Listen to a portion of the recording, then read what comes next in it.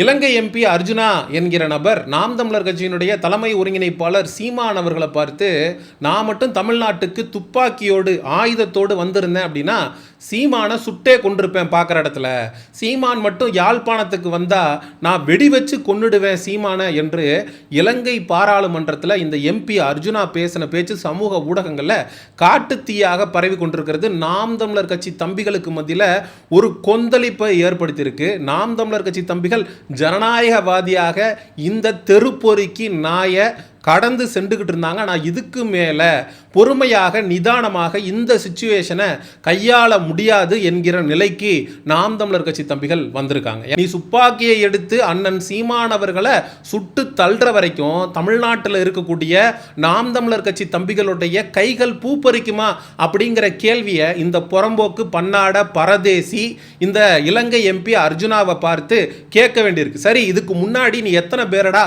சுட்டு வீழ்த்தி இருக்க அப்படின்னு பார்த்தா, ஒரு இடத்தகராறுல ஒரு பொம்பளை கிட்ட துப்பாக்கியை நீட்டி சுட்டுடுவன் நாயே அப்படின்னு அவன் பேசின பேச்சு அப்பயே மிகப்பெரிய அளவில் சமூக ஊடகங்களில் பரவி சர்ச்சையாச்சு. அதுக்கு இவன் ஒரு விளக்கம் ஒன்று கொடுத்துருந்தான்.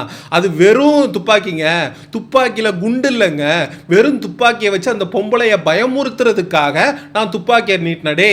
பொம்பளை கிட்ட துப்பாக்கியை எடுத்து நீட்டும் போதே உன் லட்சணம் என்ன, நீ எந்த அளவுக்கு தைரியமானவன், ஒரு பெண் ஒரு ஆணை விட உடல் அளவில் பலவீனமாக இருப்பா, அவளையே துப்பாக்கி இல்லாமல் சமாளிக்க முடியாது அப்படின்னா ஒரு ஆம்பளை கிட்ட நீ எப்படி மோதி ஜெயிப்ப? இதே மாதிரி தான் குண்டு இல்லாத துப்பாக்கியை உன் பொண்டாட்டிட்ட தூக்கி காட்டினியா?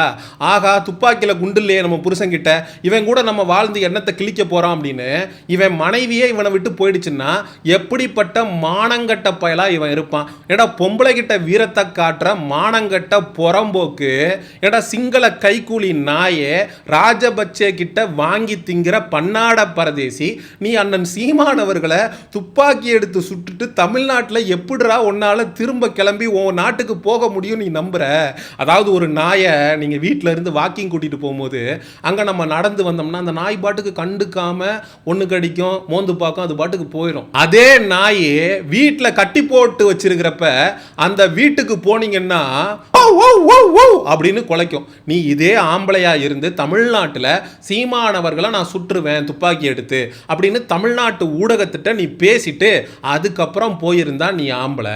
இங்கிருந்து ஃப்ளைட்டை பிடிச்சி இலங்கைக்கு ஓடுனதுக்கு அப்புறம் அங்க போய் பேசினா நம்மளை எவனாலையும் எதுவும் பண்ண முடியாது, நம்ம சிங்கள இராணுவம் சிங்கள அரசாங்கத்தோட சப்போர்ட்ல இருக்கோம் அப்படிங்கிற தைரியத்திலையும் தனாவட்லையும் பேசுவதற்கு பேர் என்ன தெரியுமா?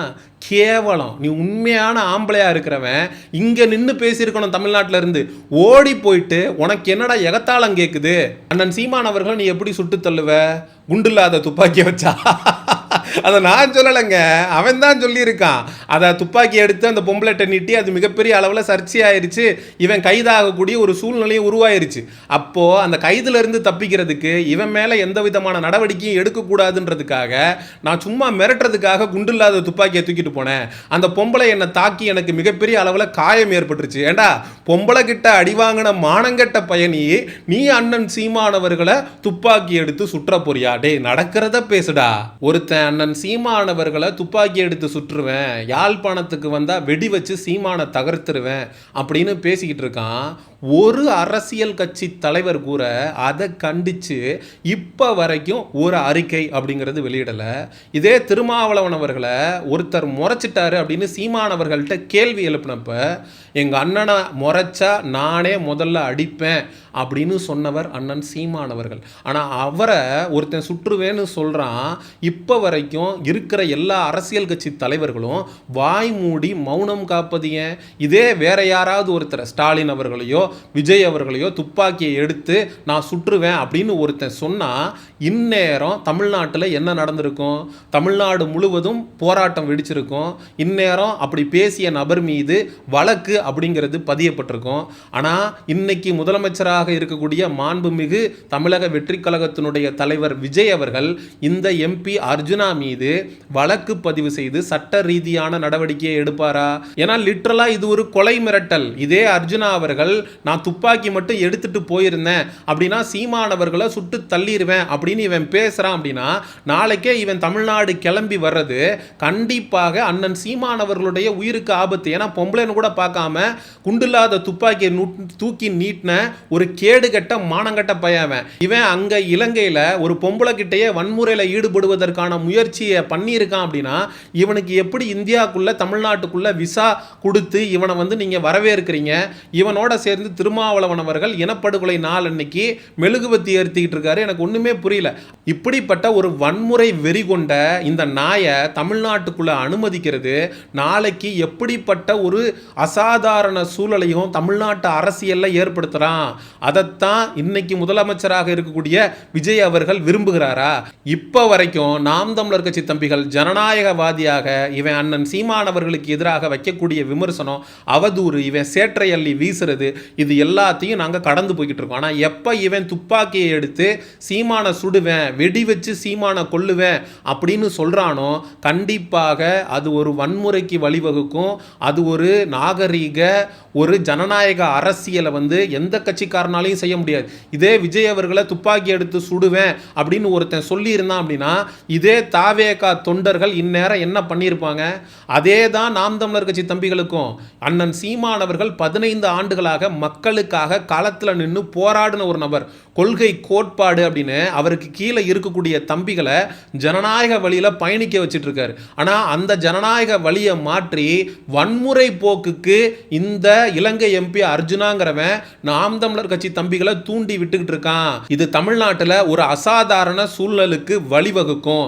அப்படி ஒரு அசாதாரண சூழ்நிலை தமிழ்நாட்டு அரசியல்ல ஏற்படுத்துறதுக்கு முன்னாடி தமிழக வெற்றி கழகத்தினுடைய தலைவரும் முதலமைச்சருமான விஜய் அவர்கள் இலங்கை எம்பி அர்ஜுனா சீமானவர்கள் குறித்து கொலை மிரட்டல் விடுக்கும் தோணியில அவருடைய பாராளுமன்றத்தில் பேசுறதுக்கு தமிழ்நாட்டு காவல்துறை வழக்கு பதிவு செய்து இந்த எம்பி அர்ஜுனாவை கைது செய்து சிறைப்படுத்த வேண்டும் அப்படிங்கிறதுல எனக்கு எந்த விதமான மாற்று கருத்தும் இல்ல. அமைதியாக கருத்தியல் ரீதியாக பயணிக்கக்கூடிய தமிழக அரசியல் களம் அப்படிங்கிறது இந்த எம்பி அர்ஜுனா தமிழ்நாட்டுக்கு வந்ததுக்கு அப்புறம் ஒரு அசாதாரண சூழலை நோக்கி நகர்ந்திருக்கு. வன்முறை பக்கம் தமிழ்நாட்டு அரசியலை திருப்புவதற்கான முயற்சியை இந்த சிங்கள கைகூலி நபல் ராஜபக்சேவனுடைய உத்தரவின் பேரில், ஏன்னா இவன் இப்படி பேசுகிறான் அப்படின்னா அங்கே இருக்கக்கூடிய நபர்கள் யாருமே கண்டிக்கலை அப்படின்னா நபல் ராஜபக்சே தரப்பு சிங்கள தரப்பு இதை விரும்புதுன்னு அர்த்தம். அப்போ தமிழ்நாட்டில் குழப்பத்தை ஏற்படுத்தணும், கலவரத்தை ஏற்படுத்தணும் அப்படிங்கிற நோக்கத்தோட தான் இவன் அப்பட்டமாக பேசுகிறான் அப்படிங்கிறது தெரியுது. இவனை எதன் அடிப்படையில் விசா கொடுத்து தமிழ்நாட்டுக்கு இவனை வந்து நீங்க அழைக்கிறீங்க? எப்படி இவன் விஜயை சந்திக்கிறான், எப்படி திருமாவளவனை சந்திக்கிறான், எப்படி இவனால மற்ற கட்சி தலைவர்கள் எல்லாம் சந்தித்துட்டு கடந்து போக முடியுது? ஏன்னா அப்போ இந்த கட்சிக்காரர்கள் எல்லாம் இவனை வந்து சந்திக்கக்கூடிய தமிழக வெற்றி கழகமோ இல்ல விடுதலை சிறுத்தைகள் கட்சியோ வன்முறை போக்க ஆதரிக்கிறீங்களா? ஒருத்தரை சுட்டுக்கொள்ளுவேன் இவன் சொல்றான் அப்படின்னா எப்படி இவனோடு உங்களால நட்பு பாராட்ட முடியுது, உறவு கொண்டாட முடியுது அப்படிங்கிறது நமக்கு சத்தியமா தெரியல. இப்ப வரைக்கும் நாம் தமிழர் கட்சி தம்பிகள் ஜனநாயகவாதிகளாக கருத்தியலை முன்வைத்து ஒரு அரசியலை செஞ்சுட்டு வரோம். அவங்கள தப்பான திசையை நோக்கி திருப்பிடாதீங்க அப்படிங்கிறது தான் என்னுடைய தாழ்மையான கருத்து. இந்த எம்பி அர்ஜுனா அண்ணன் சீமானவர்கள் குறித்து இவ்வளவு கேவலமாக தரைக்குறைவாக பேசியதை பற்றி மக்களாகிய நீங்க என்ன நினைக்கிறீங்க? முதலமைச்சர் விஜய் அவர்கள் உடனடியாக இலங்கை எம்பி அர்ஜுனா அவர்களுக்கு எதிராக வழக்கு பதிவு செய்து அவர் மீதான சட்ட நடவடிக்கை எடுப்பார்னு நினைக்கிறீங்களா? இந்த சம்பவம் பற்றி என்ன நினைக்கிறீங்க அப்படிங்கிற உங்களுடைய கருத்துக்களை மறக்காம கமெண்ட் செக்ஷன்ல சொல்லுங்க. சமூக நிகழ்வு அரசியல் சார்ந்த பதிவுகளுக்கு செய்யோனிசம் சேனலை சப்ஸ்கிரைப் பண்ணுங்க. அடுத்த ஒரு காணொளி பதிவில் சந்திப்போம். நன்றி, வணக்கம்.